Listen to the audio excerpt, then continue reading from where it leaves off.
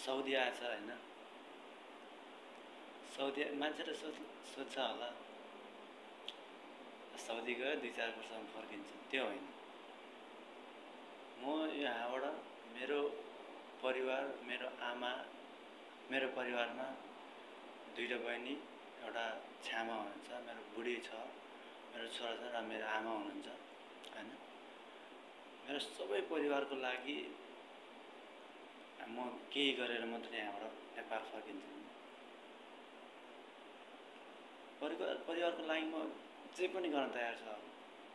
जे गर्छु मेरो परिवारको लागि गर्छु, जे गर्छु मेरो आमा, मेरो छ्यामा, मेरो बहिनी र मेरो छोरा, मेरो बुढीको लागि गर्छु। त्यही सोचेर म आएको।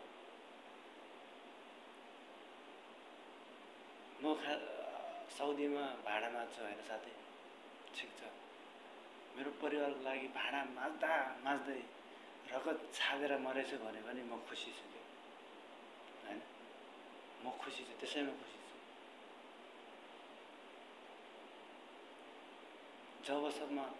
जबसम्म मेरो परिवारले, मेरो आमाले, मेरो बुढीले, मेरो छोराले, मेरो छ्यामा, मेरो बहिनीहरूले चाहिँ भयो दाइ छोरा बुढा बाबा भन्दैन नि, तबसम्म म यो साउदीमा भाडा माझेर बस्न तयार छु। मेरो लागि मेरो आमाले धेरै गर्नुभएको छ। मेरो आमाले मलाई त्यति साह्रो याद पनि छैन जब मेरो आमा विदेश जानुभएको थियो होइन। अहिलेसम्म पनि दुःखै गरिरहनु भएको छ कि मेरो लागि। र मेरो छ्यामाले पनि मलाई सानोदेखि हुर्काएर यत्रो बनाउनु भयो, धेरै दुःख गर्नुभएको छ। र मेरो बुढीले पनि मलाई एकदमै साथ दिएको छ। विदेश गएर पैसा कमाएर मलाई धेरैको साथ पाएको छु र मैले चाहिँ गर्न पाएको थिएन। अब म चाहिँ यहाँ आएँ होइन, साउदी आएँ, अब गर्छु, केही गर्छु मेरो परिवारको लागि। मेरो लागि केही पनि गर्दिनँ, मेरो लागि म केही पनि गर्न चाहन्न क्या। जे गर्छु मेरो परिवारको लागि गर्छु होइन। त्यही हो मेरो सिद्धान्त नै, त्यही हो। मेरो परिवारको लागि काम गर्दा यहीँ मरेछु भने पनि मलाई त्यसमा कुनै दुःख मन छैन क्या साथी, त्यही हो। म चाहिँ त्यही भन्छु होइन। किनभने अब मेरो मम्मीले, मेरो आमाले होइन 0 लेभलमा थियो कि हामी 0 लेभलमा, लगभग हामी पाहाडमा बस्थ्यौँ। अहिले राम्रै ठाउँमा घर जग्गा, घरडी होइन, घर बनाउनु भएको छ, सबै छ, खुसी छ परिवार, तर साथमा पैसा छैन। त्यही भएर म साउदी आउन बाध्य भएको हो होइन। यस्तै छ जिन्दगी, मान्छे खुसी हुनलाई त साथमा पैसा हुनु पर्यो नि। मम्मीले, मेरो आमाले मलाई यतिसम्म गरिदिनु भएको छ कि होइन, धेरै गर्नुभएको छ कि मेरो लागि। मेरो आमाले, मेरो छ्यामा, मेरो बुढी, सबैले एभ्रिथिङ, मेरो परिवारको सबैले मेरो लागि, मेरो बहिनीले भयो, सबैले मेरो लागि धेरै गरेछ कि। तर मेरो पालो आएको छ अहिले। म कुनै हालतमा म मरे पनि जान्न म घर, जबसम्म मैले मेरो परिवारलाई खुसी दिन सक्दैन नि तबसम्म म घर जान्दैन। बरु म यहीँ मर्छु, साउदीमै मर्छु, काम गर्दा यहीँ मर्न चाहन्छु। तर मेरो परिवार, मेरो आमा, मेरो बुढी, मेरो छोरा, मेरो बहिनी, मेरो छ्यामा, सबैको इच्छा पुरा गरेर मात्रै साउदीबाट म घर जान्छु। यस्तो छ कि मेरो सोच। अब मेरो सोच के छ भने परिवारको लागि म जे पनि गर्छु। अहिले आएर साउदीमा भाडा माझिरहेको छ होइन, ठिक छ। भाडा त के, म हरेक चिज गर्न तयार छु मेरो परिवारको लागि। यतिसम्म गरेछ मलाई मेरो फ्यामिलीले, मेरो परिवारले, मेरो आमाले होइन, मेरो बुढीले, मेरो सबैले एभ्रिथिङ, मेरो छ्यामाले पनि मलाई हुर्काउनु भयो होइन। यस्तै छ जिन्दगी साथी।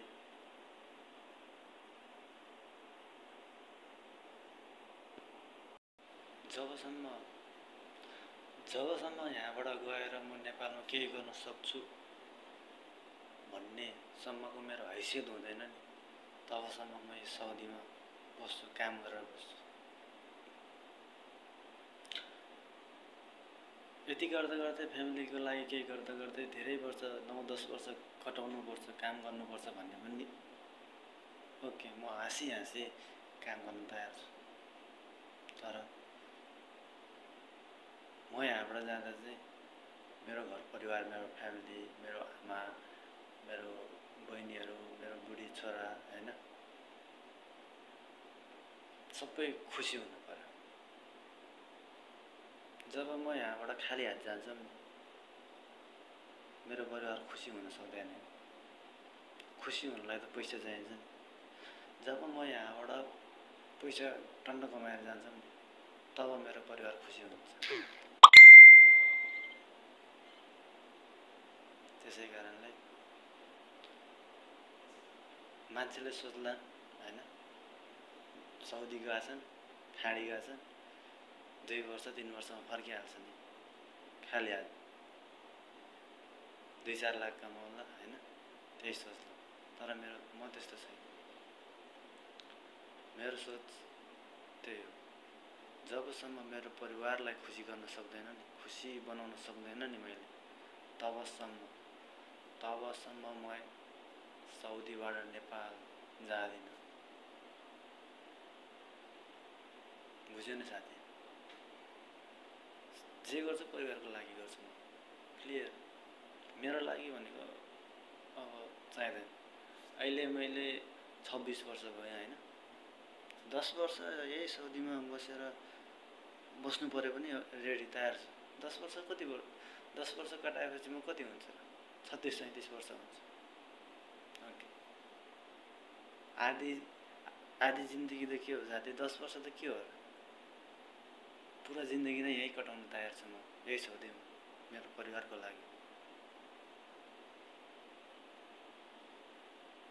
मेरो लागि धेरै गर्नुभएको छ सबैले। त्यही भएर साथीहरू किन आत्तिन्छ? 2-4 लाख ऋण छ, ऋण भयो भनेर साथीहरू किन आत्तिन्छ? नआत्तियो कि दिमाग। कमाइरहेछौँ, ऋण तिर्छौँ, किन टेन्सन लिन्छौँ हैन? ऋण भनेको के हो र? मान्छेलाई दिन नलागोस्, ऋण लाग्यो केही पनि हुँदैन। कमाइरहेछौँ, तिर्छौँ अवश्य। ढिलो चाँडो कुरा हो हैन? अरू जस्तो युरोप कन्ट्रीतिर जान सकेन, ठिकै छ, खाडीमा आछ हैन, कमाएर जाने। म चाहिँ त्यही भन्छु। अब तिमीहरूको सोच के छ हैन, त्यो चाहिँ मलाई थाहा छैन। तर मेरो सोच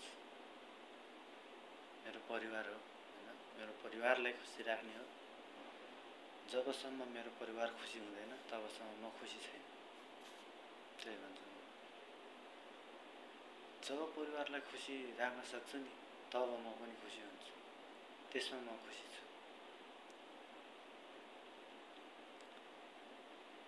त्यही हो।